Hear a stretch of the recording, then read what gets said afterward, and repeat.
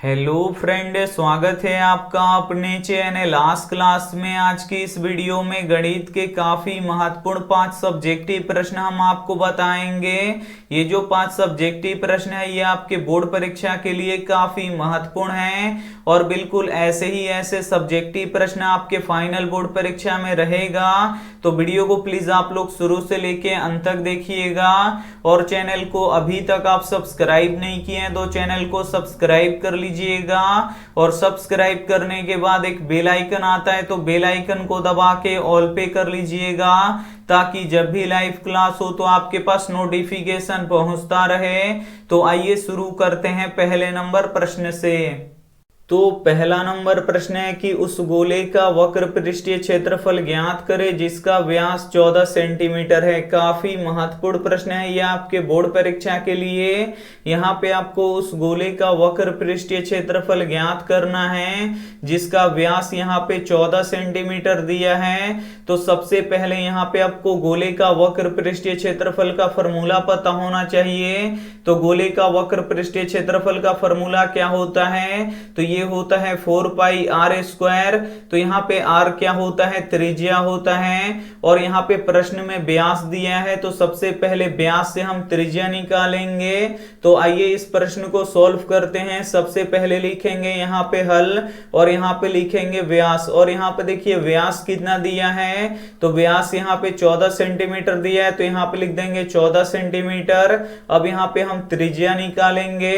तो त्रिज्या का फॉर्मूला क्या होता है? तो त्रिज्या का फॉर्मूला होता है व्यास बटा 2। अब यहाँ पे देखिए व्यास कितना दिया है? 14 सेंटीमीटर और बट्टा के नीचे 2 है तो यहाँ पे लिख देंगे 2 और 2 से 14 कितना बार में कट जाएगा? 7 बार में कट जाएगा।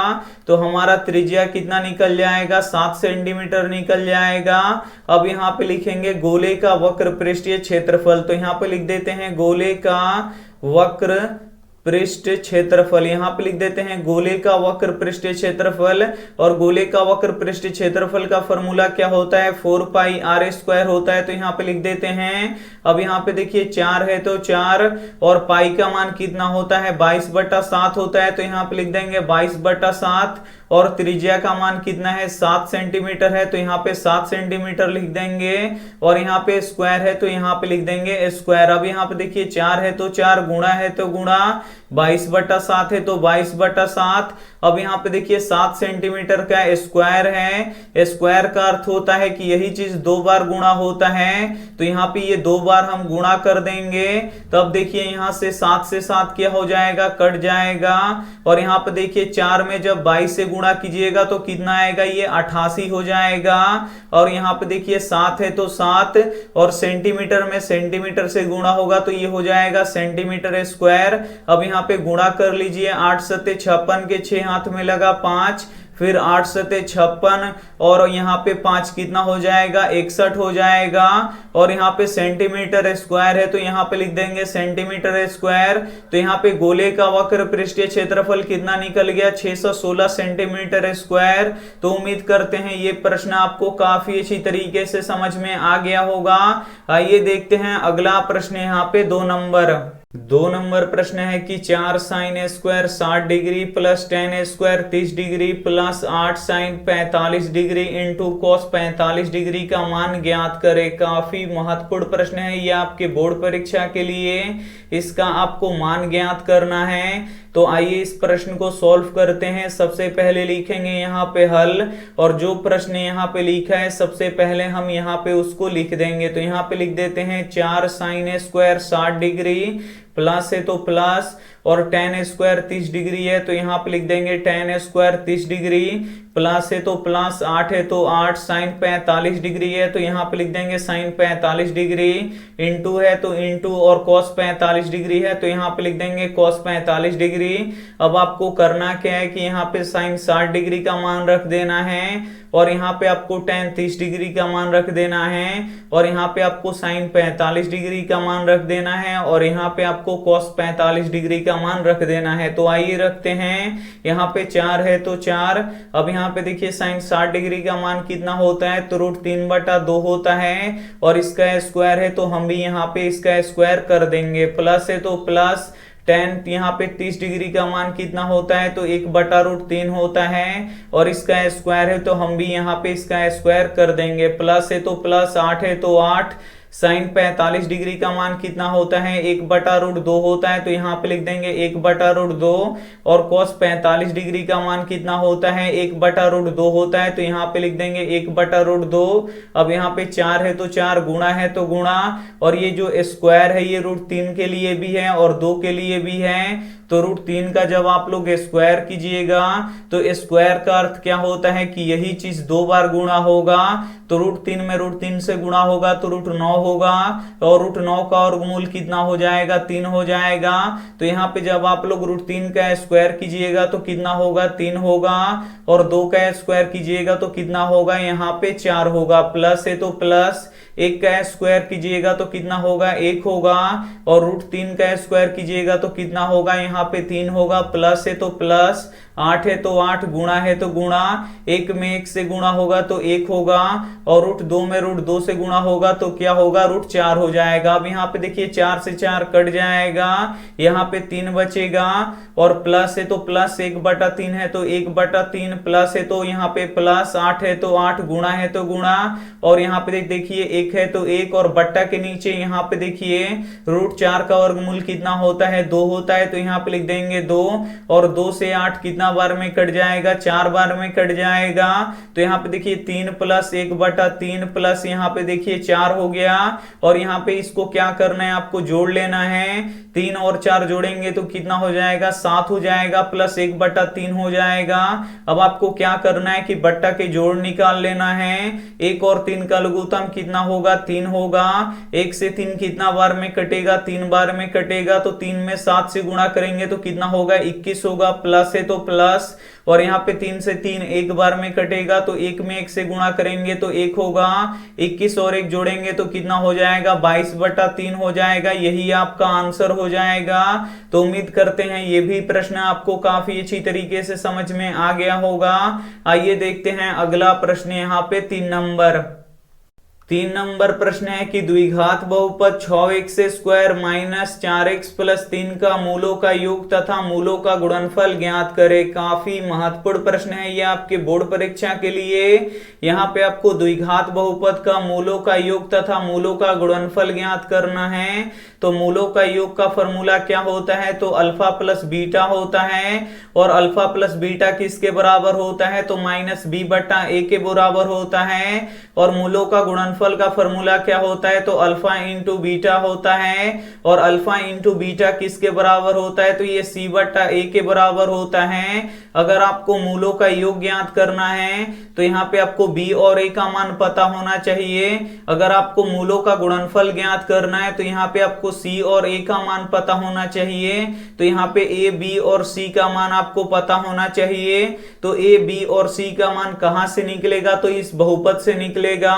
तो आइए इस प्रश्न को सॉल्व करते हैं। सबसे पहले लिखेंगे यहाँ पे हल, और यहाँ पे आपको a का मान निकालना है, b का मान निकालना है और c का मान निकालना है। तो जो x² में गुणा करता है वो a का मान होता है। तो x² में कितना गुणा कर रहा है, 6 गुणा कर रहा है, तो a का मान कितना निकल गया, 6 निकल गया। और जो केवल x में गुणा करता है वो b होता है। तो x में क्या गुणा कर रहा है, -4 गुणा कर रहा है, तो b का मान -4 हो गया। और जिसमें x नहीं रहता है वो c होता है, तो c का मान कितना है, 3 है, तो यहाँ पे c का मान 3 निकल गया।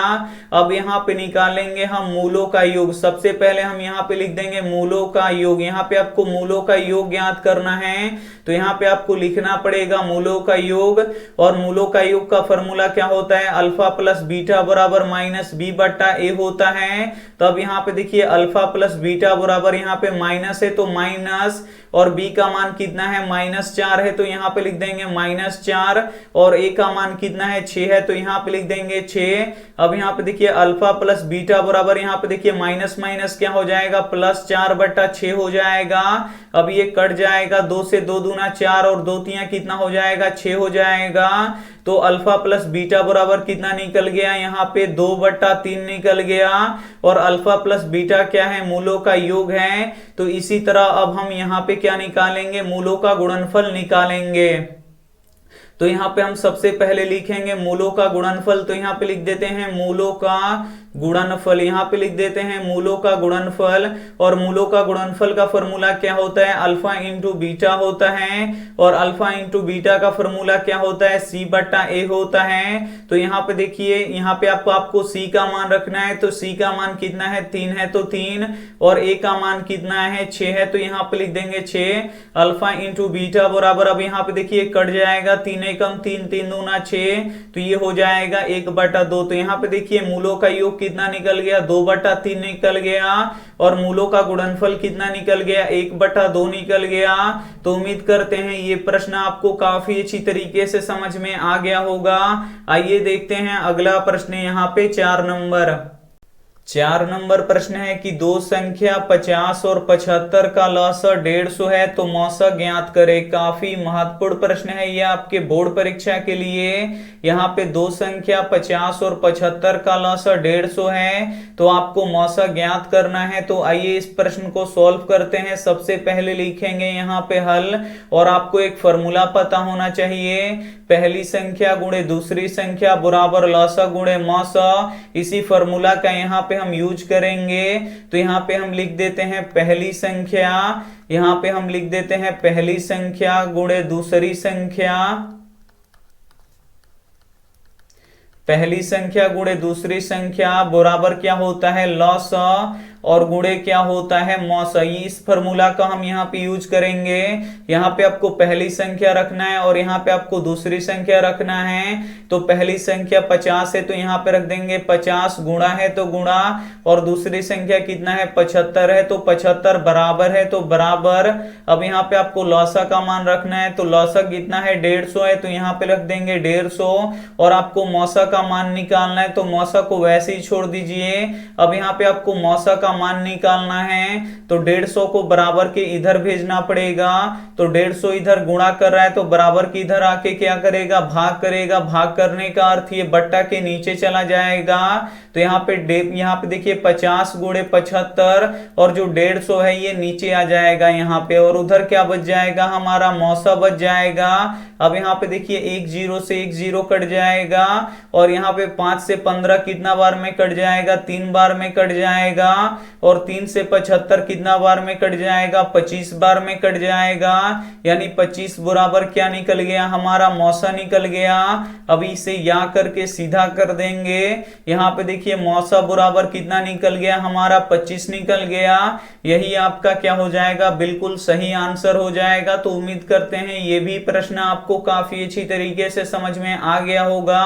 आइए देखते हैं अगला प्रश्न, यहाँ पे 5 नंबर प्रश्न है कि एपी 10 7 4 डॉट डॉट का 30वां पद ज्ञात करे। काफी महत्वपूर्ण प्रश्न है ये आपके बोर्ड परीक्षा के लिए। यहाँ पे आपको 30वां पद ज्ञात करना है। तो 30वां पद का फॉर्मूला क्या होता है, तो a + 29d होता है, इसे आपको याद रखना है। और यहाँ पे आपको a का मान चाहिए, और यहाँ पे आपको d का मान चाहिए। तो आइए इस प्रश्न को सॉल्व करते हैं। और a और d का मान निकलेगा कहां से, तो इस AP से निकलेगा। तो इस प्रश्न को सॉल्व करते हैं। सबसे पहले लिखेंगे यहाँ पे हल, और सबसे पहले आपको a का मान निकालना होगा। तो a क्या होता है, प्रथम पद होता है। तो AP का प्रथम पद यानी पहला पद कितना है, 10 है, तो यहाँ पे लिख देंगे 10। अब आपको d का मान निकालना है। तो d का मान कैसे निकलता है, तो दूसरे पद में से पहले पद को घटाना पड़ता है। तो दूसरा पद कितना है, 7 है, तो यहाँ पे लिख देंगे 7। और पहला पद कितना है, यहाँ पे 10 है, तो यहाँ पे लिख देंगे 10। अब यहाँ पे देखिए 7 में से 10 घटेगा तो कितना बचेगा, यहाँ पे -30 बचेगा। अब यहाँ पे आपको 30वां पद ज्ञात करना है। तो यहाँ पे लिख देते हैं 30वां पद, और 30वां पद का फॉर्मूला क्या होता है, तो a + 29d होता है। और यहाँ पे देखिए a का मान कितना है, 10 है, तो 10, प्लस है तो प्लस, 29 है तो 29, और d का मान कितना है, यहाँ पे -3 है। अब यहाँ पे देखिए 10 है तो 10, और प्लस और माइनस क्या हो जाएगा, माइनस हो जाएगा। अब यहाँ पे देखिए ये गुणा कर दीजिए, यहाँ पे देखिए 9 3 27 के साथ हाथ में लगा 2 और 3 दूना 6 और 2 कितना हो जाएगा, 8 हो जाएगा। अब यहाँ पे देखिए 10 में से 87 घटाएंगे तो कितना बचेगा, -77 बचेगा और -77 क्या हो जाएगा, यहाँ पे 30वां पद हो जाएगा। तो उम्मीद करते हैं ये सभी प्रश्न आपको काफी अच्छी तरीके से समझ में आ गया होगा।